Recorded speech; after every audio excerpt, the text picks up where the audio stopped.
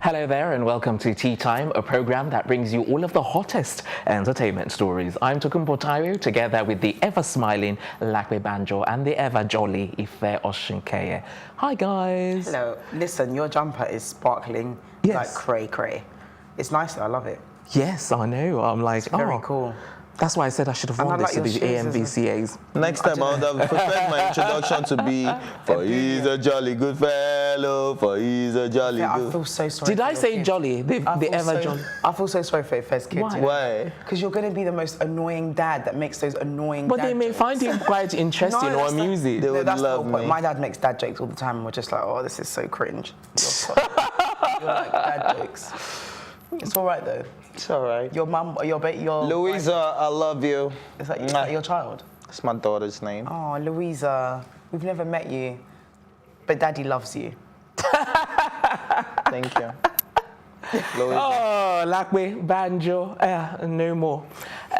Anything new this afternoon? Actually, have you guys seen that video going around?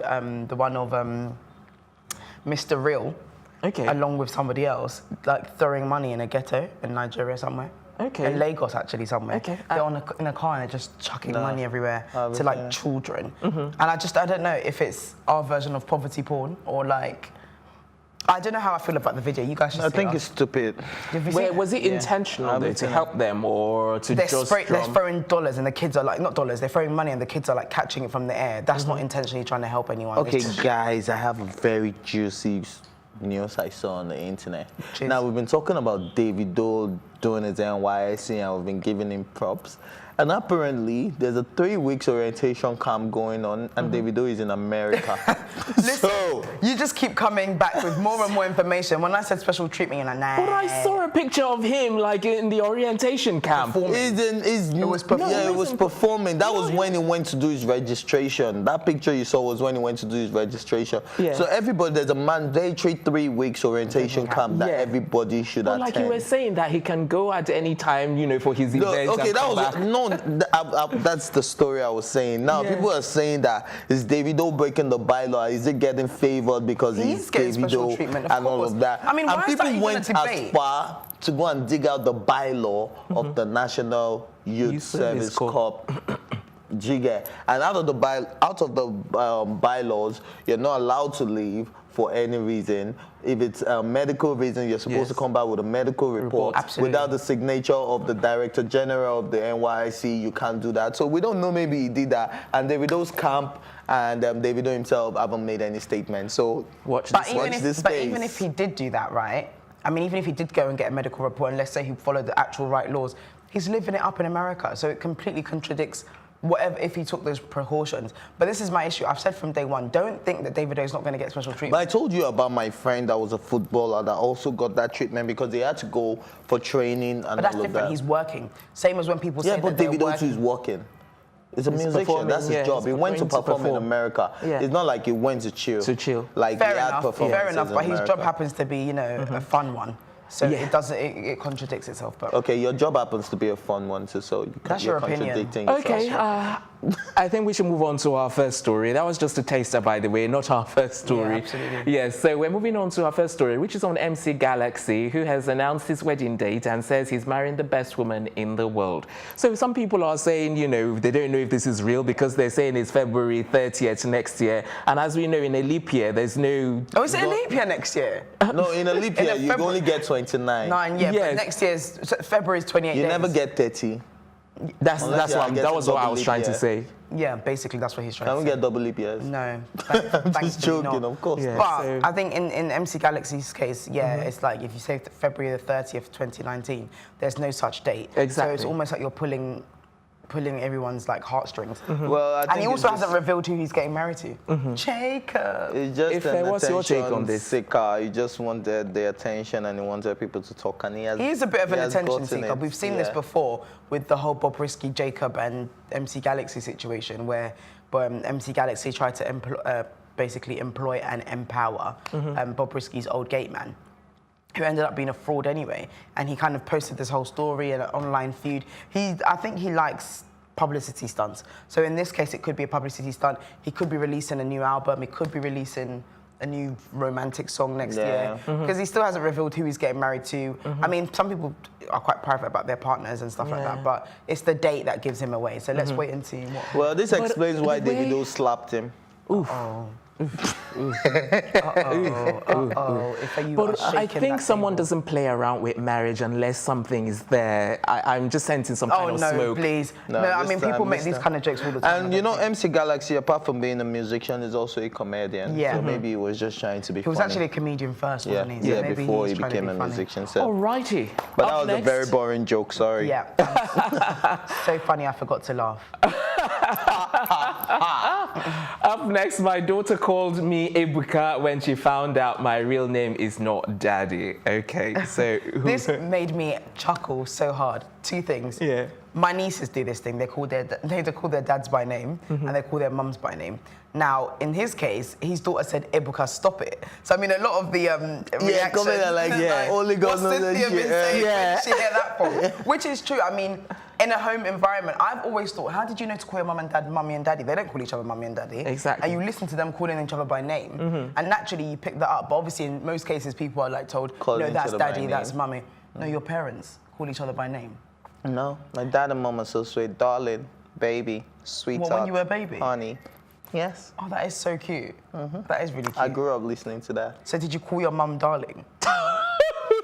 No, because it gets juicier. No, I wasn't trying.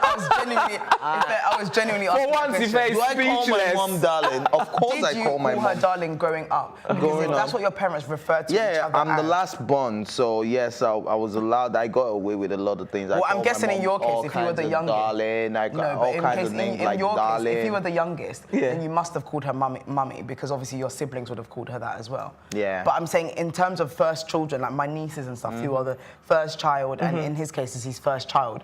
When that situation arises, a lot of the times they pick up what their parents say to each other because that's who they But hear. you know what? I think it's cute because my daughter actually calls me Misty. Louisa? Yeah, Louisa calls me Misty. And not because, sometimes she calls me Daddy, but she also knows me as Misty, and that's because... Who is your child? I'm hearing this for the first What, time. or you want to ask who his baby mama is? And I'm not interested in that. Oh, okay. You guys keep... Okay, this is the first... You asked me How this old before. Is Louisa? And Louisa is 4 years old. She's turning 4. And that explains... This is news. And that explains... Okay, let me give an explanation. I lived in Ghana for 2 years. I have a child with a Ghanaian lady. Wow, you've really whipped up this story out of the complete woodworks. Wow. Well, this is the first time I decided to share it because she's going to be coming to Nigeria next month. So have you actually got a child? Yeah, you guys will all meet my daughter next month, so cute. He's a What, you're rolling your eyes? You don't believe him? No, he's so fraudulent. I don't. Fraudulent? Really? Yeah, what you're saying is fraud. Well, you meet my daughter next month, so it's cool. How do you prove she's your daughter? Yeah, you've got a DNA test. Does she call you daddy? Yeah, she calls me daddy. She doesn't call you Ifesh, stop it? You just she calls me Misty. She calls you Misty. I said she calls me Misty and she calls me daddy. Sometimes, yeah. Oh, interesting. When was the last time you saw her? I can even hear people screaming, this Ife is a liar, this Ife is a liar, this Ife. Jesus. So go on, You guys think I'm impotent or what? No. I'm looking like this. No, but I'm very capable and able. Oh my God. Oh my God. No, I think that's what he's just trying to... Yeah, that's what you're trying to convey. You've made your point though. Well, yes, thank you very much. Louisa, we look forward to meting you. We can have a nominee or, what do you call? Somebody that... a referee. No, like... that will come forward. Somebody that... Representative. Oh, no, that's not the word I'm looking for. The word is actually, we can have... what's the word? Like just when say what you're trying to say. We can have a volunteer. Please come. After 9 months, we can prove this. Oh my God. No one's suggesting that you're impotent or you're infertile. What we're surprised about is the fact that you have a child and you've only just mentioned it now. No, we've known you for how long? I've only just mentioned it to you guys, and I'm mentioning it on national TV. Louisa, you should be really giving your dad a good telling off, because he's never brought you up, darling. Ooh, that is not good enough. On that note, we're going to take a quick break. When we return, we'll be bringing you news on D'banj and Two-Face. Don't go anywhere. You know that.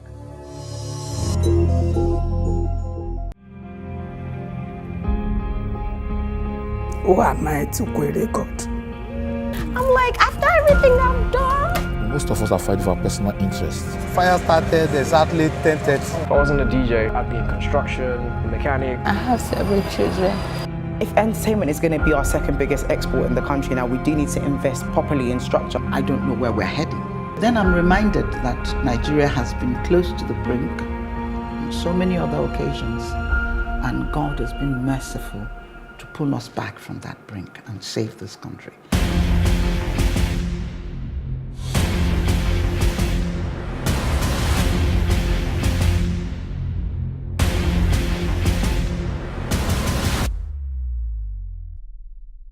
It's a big one, just... Hello there and welcome back. It's Tea Time on Plus TV Africa, and we're about to bring you our next story, which is on D'banj and his wife, Annie and Two-Face, who all go on a vacation to Dubai. Well, they call it Baecation, so... Okay. I need a vacation. Sorry? You need one? Yeah. What? Are you hinting at anyone? Thank you. I don't want to hear from you.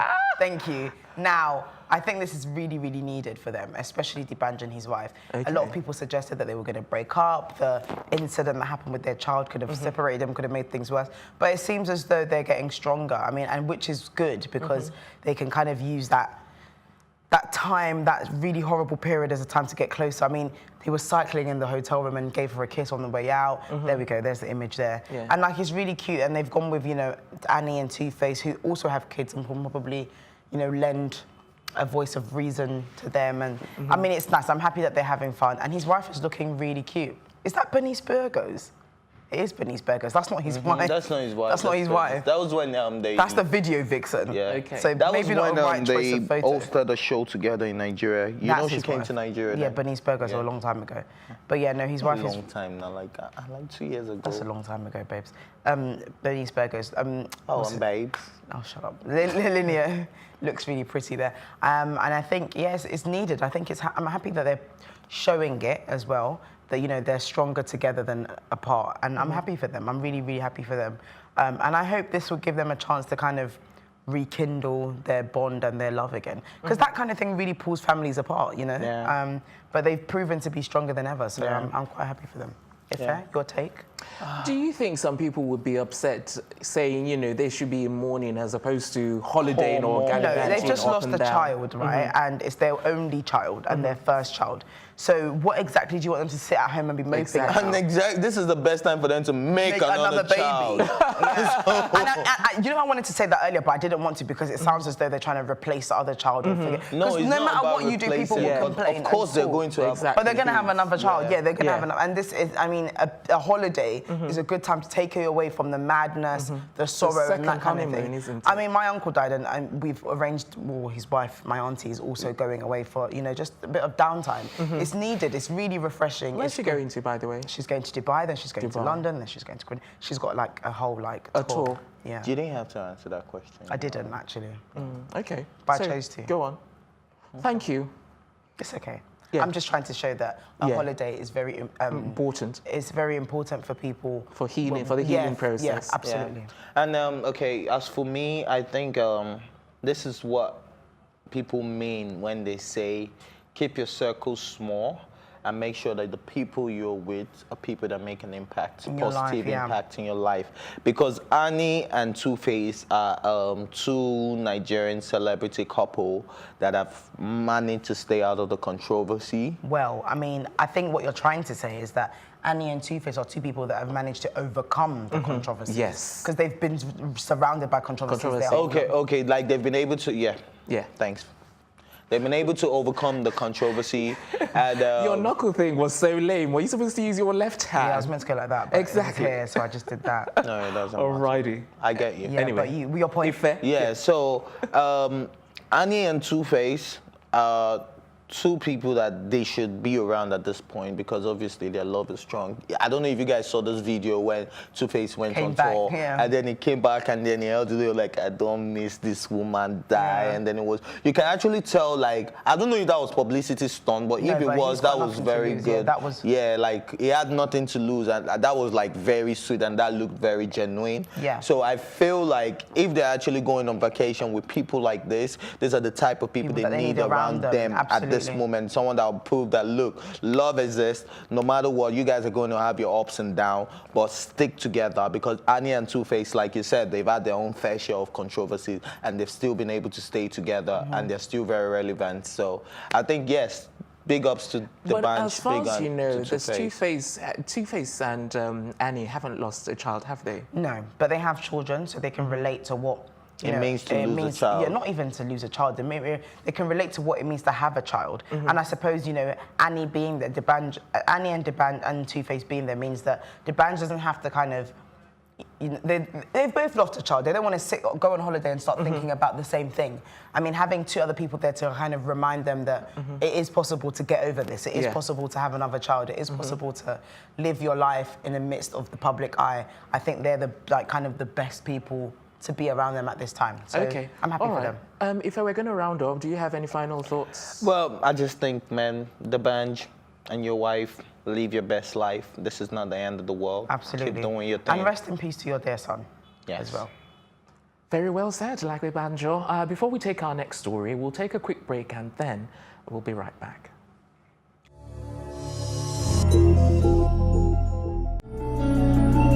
Today's top stories are And the Pentecostal Fellowship of Nigeria. I'm here at Yunus Bashorin Street, where The fire destroyed our transformer completely.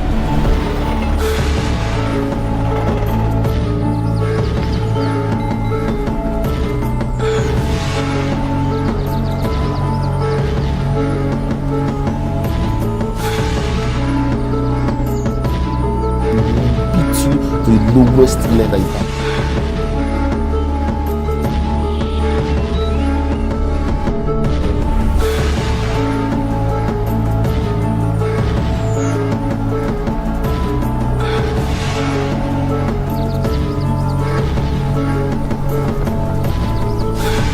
I'm Lagwe Banjo. This is Plus TV Africa. The big stories live here. Big stories live here. Big stories live here.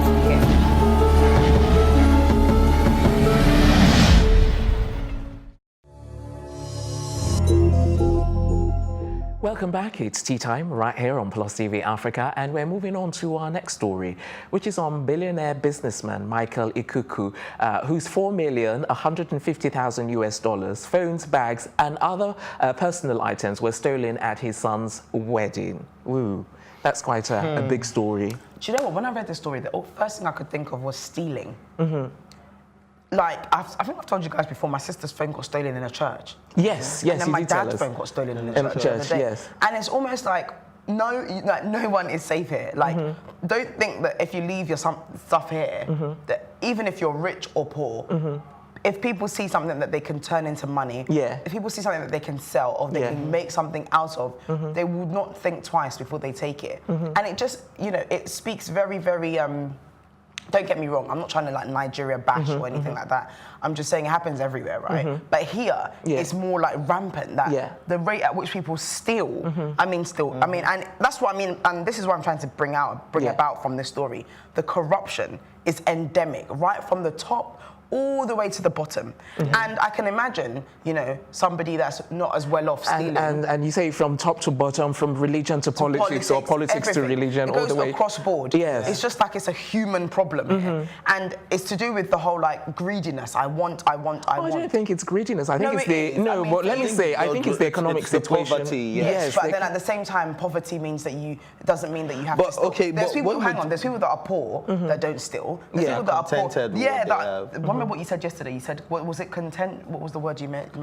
Contention, right? And a lot of people aren't that here. Everybody that sees, when they see, I mean, in this guy's case, he's a billionaire. They probably looked at him and thought, oh my God, this guy's my next, you know, target, or he's my next claim to money and stuff like that. And even when you're rich out here, like in his case especially, like they probably were lingering around him, waiting to get something out of him. Whether that's he gives them money in the form of begging, or they have to get something off of him. Luckily for well, unfortunately for the man, luckily for the thief, they managed to bag a lot from him. $150,000, 4 million worth of cash, and what was the third item? His phone, his iPhone, his phone and his checkbook, which is a lot of access to a lot of things. I mean, imagine someone really poor.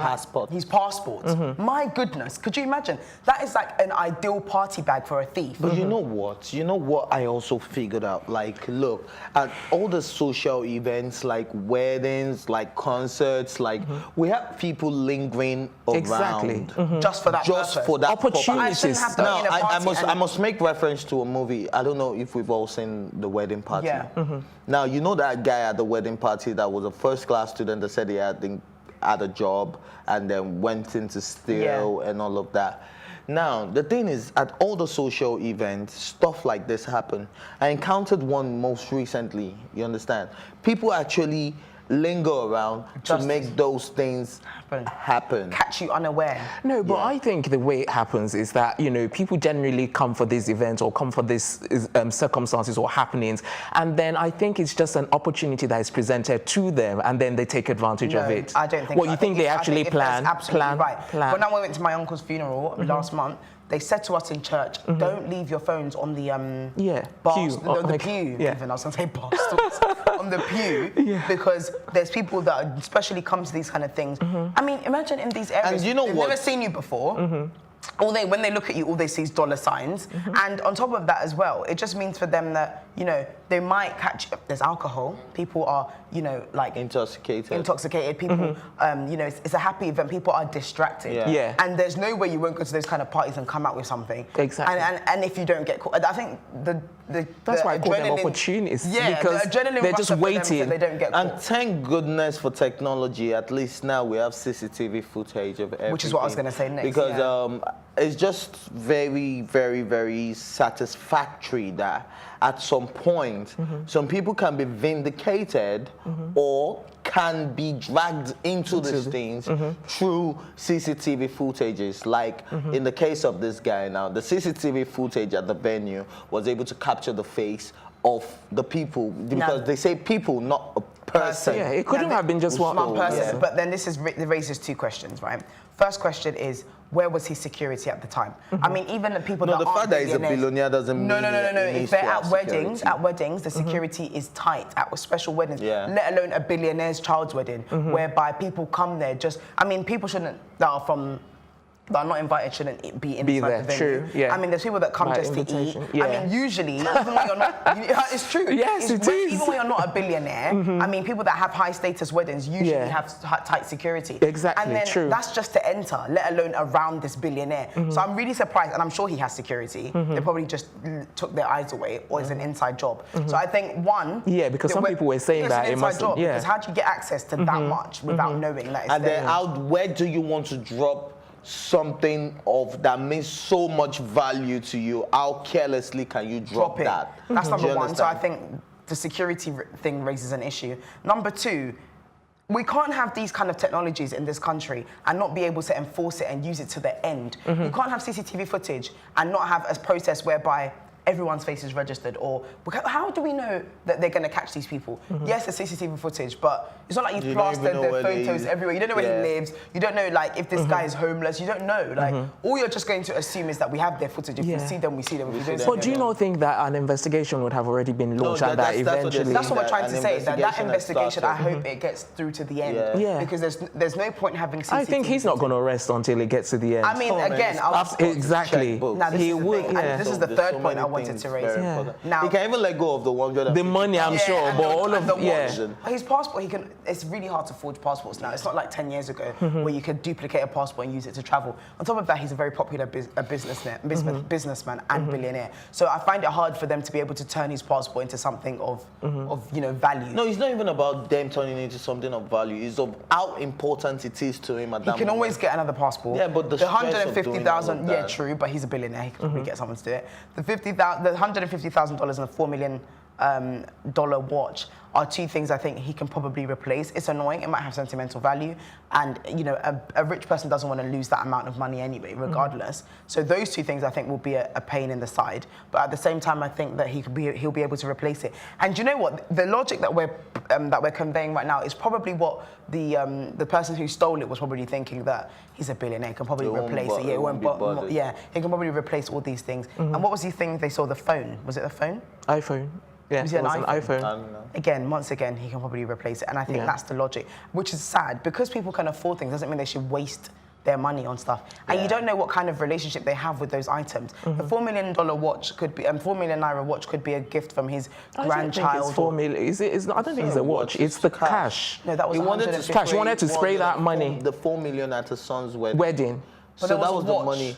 Yeah, that's what I'm saying. There were personal items, watch, iPhone, $50,000. Yes, dollars, and then 4 million naira. Oh, yes. Wow, so it's a combination. Of dollar and naira. Yes, so sorry, lots of personal effects. Yeah, but that's a lot of money. Yes. And my point is, yeah, they probably thought, well, you know, if he was going to just spray it, he wouldn't be carrying it. I mean, the logic of people that steal is sad. And then there's also people that have kleptomania. Yes. You know, just naturally like to steal. Yeah. Even if it's just stealing. We once had Be honest, you know, it's someone that in your family, not the help. Come on, tell the truth. It was a joke before you murder me. Good. Oh, good, because the murder would have been 1 in a million. Anyway, your house help. Well, not my house help. There was we once, like, in my family, we once had a house help, and she was it was actually my sister's house help. Okay. She was actually like a kleptomaniac. So you're about to say it was actually my sister? No, my sister's house help. We had to get rid of her. She was a complete, by the way, I don't condone house helps, but anyway, she was a complete kleptomaniac. Are you saying you're not going to have one? No, I'm not going to have one. Okay. She basically like used to steal like food and like stuff it in her clothes. Oh, and, I like, see. To take back home. And that's when I knew it was kleptomania, because it was like random things. I don't think it's kleptomania. Oh my God, she was still. I think she was helping. Toothbrushes. I don't know if you guys have seen this video. Okay, we haven't got long. We need to round up. Have you guys seen this video of this lady that they saw over $800, everything she has been stealing, and by the time they calculated it, this made that over like 2 million worth of stuff. Wow. In her possession. But it and goes back to the whole poverty thing. Time. Yeah, it goes back. This is why you shouldn't have them in your house in the first place. But it's just crazy, and well, one thing I'm going to say is that look, it's very wrong to steal other people's stuff. Be contented with what you have. I have always been an advocate of that. Be contented, and this goes to all the thirsty girls out there too. Be contented with what you have. Alrighty. Trust the Advocate and the Utopian Advocate at that. That's where we're going to have to wrap up. It's the end of the program. Join us tomorrow for fresh episodes of Tea Time. Until then, a big thank you to my co-anchors, the entire production team, our stylist, Kudi Empire. I'm Tokumbo Tairu, and as they say in Japanese, sayonara. Sayonara. Sayonara. Odabo. Oh, you're so annoying.